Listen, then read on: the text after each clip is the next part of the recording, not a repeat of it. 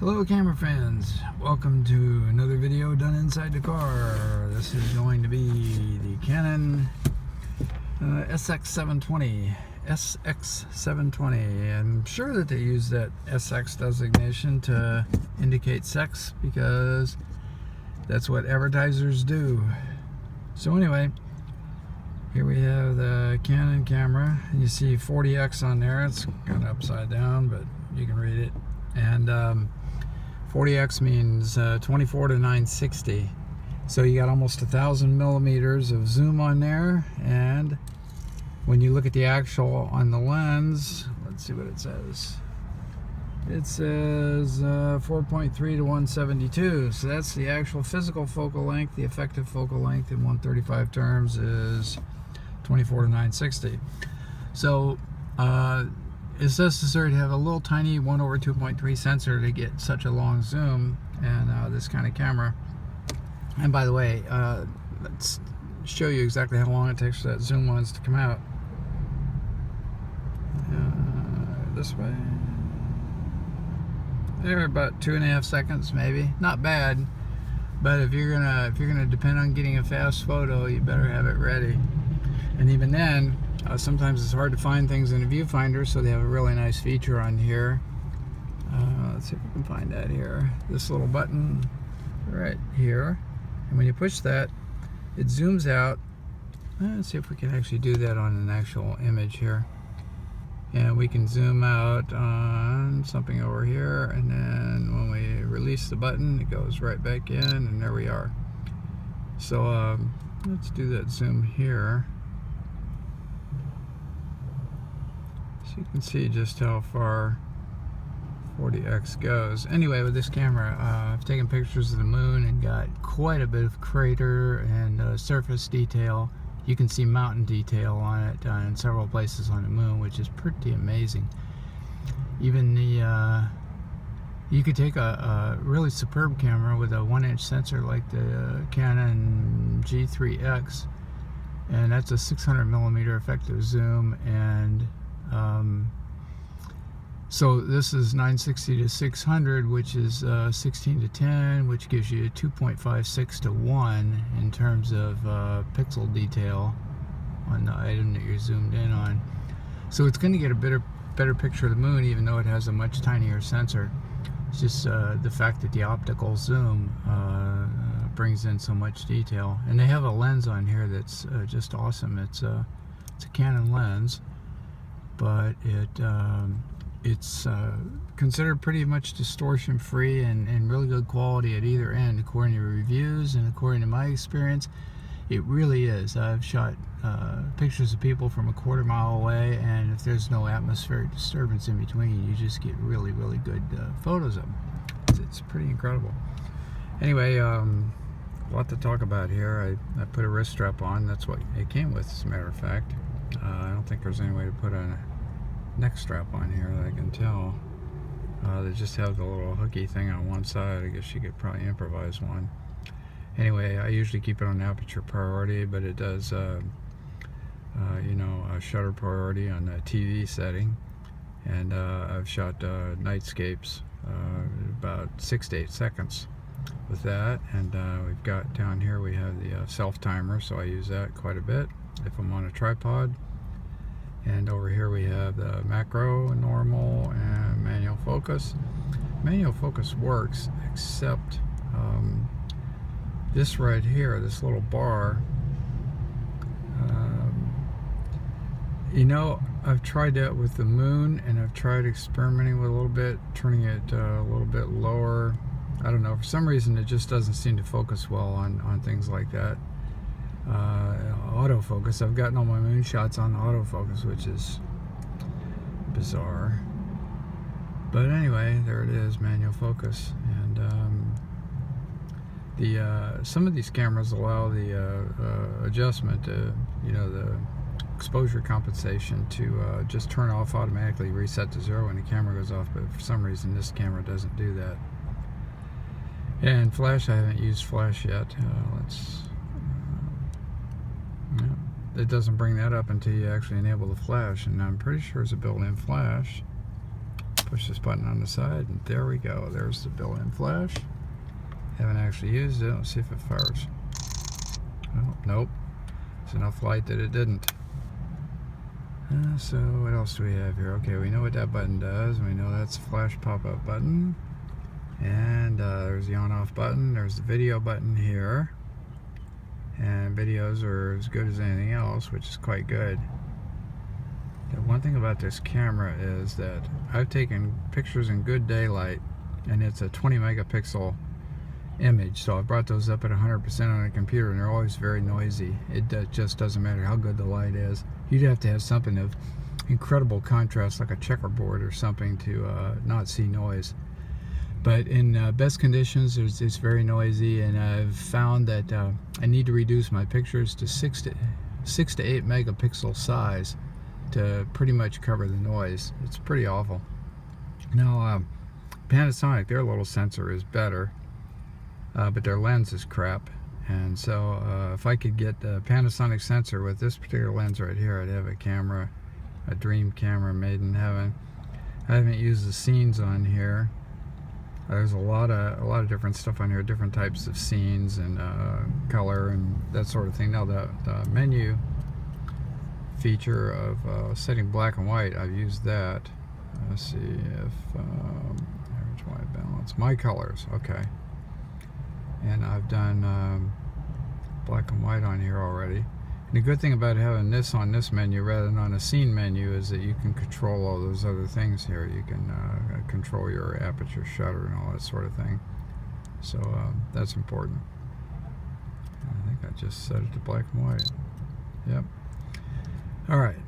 Let's see. Back to whatever. This is Wi-Fi here of some kind, which I don't use. There's our playback button. And got some nice sunsets on here. Let's see what else we have here. Oh, nice jet plane. Now, you know what? At 40x zoom, that's you're going to be able to see things like you know, planes going through the sky where you normally just see the jet trail. Here you'll see the jet. It's just amazing. And instead of pushing this to get the picture to just go back to normal so you can scroll, you have to push the menu button, which is peculiar. Info button gives you the different settings there. Let's see, when I'm using shutter priority, I think I am turning this wheel right here, and then otherwise the wheel might scroll pictures back and forth. Now the thing about scrolling the pictures is the camera is set up default to groups, so when you do bursts, which I do, I've got it set to let's see, let's bring this up here. Is it on here? It's probably somewhere. It's probably just on the menu itself. But anyway, I do bursts, so it'll be and I keep continuous autofocus off. You can do that on videos, put it on continuous autofocus, but I think it does hunting most of the time, and it's just as you're out of focus almost all the time. It's not recommended unless you just have no other choice. I don't like it. But anyway, somewhere along here, I've enabled burst shooting. It's must be on one of these other quick menus, and I can never remember exactly how to get there. But anyway, if we can find that, then that's where that particular setting is. So the bursts are very fast. In fact, if I'm on low light and I'm down around 1/10 of a second, it'll just keep on shooting. Click. Boom, boom, boom, boom, boom, boom, and I've taken up to 30 photos and with one button press here. But on the faster shutter speed, you'll get a burst of about 10, and then it has to write to the card. I haven't experimented with different cards. I have a class 1, class 10, whichever it is. But maybe it'll write faster with a faster card. I don't really know. I'm tending to doubt it just because of the you know, camera's limitation itself. This camera is only $329 at the latest price, and I think it's just a fantastic bargain at that price, just compared to almost anything else I've had. Here we have the battery and card. Battery's kind of small. It's, you know, it's not going to last you a day of shooting. If you're going to go out for a full day, I'd take 2 or 3. And you know, one in the camera and one or two more extras. I would strongly recommend against anything besides a genuine Canon battery. Canon batteries are kind of pricey, but then again, get a different brand and it goes bad, hurts your camera, and you're not covered. Not worth it. Standard 1/4 inch tripod socket there. And here's our little HDMI and micro SD connector. Almost everybody's using micro USB now. Pretty standard. And with this camera here, you have to turn the camera on before you plug it into the computer, otherwise it won't recognize. And even then, it does not recognize as a drive on PCs. It only recognizes as a camera. So you have to, use one of your copy facilities to copy the photos, like you do on something like an iPhone, RAW format or whatever they call that. And let's see what else we need. There's our microphone up on top, stereo mic, and I think we have, I'm not sure exactly where the speaker is. I kind of thought it was on the bottom, but I'm not sure. But it does have a speaker, so you can hear stuff that way. There's no microphone plug-in. Now, let's see if there's anything interesting that we need to look at on the menu. Back to our standard, oops, my colors. Oop.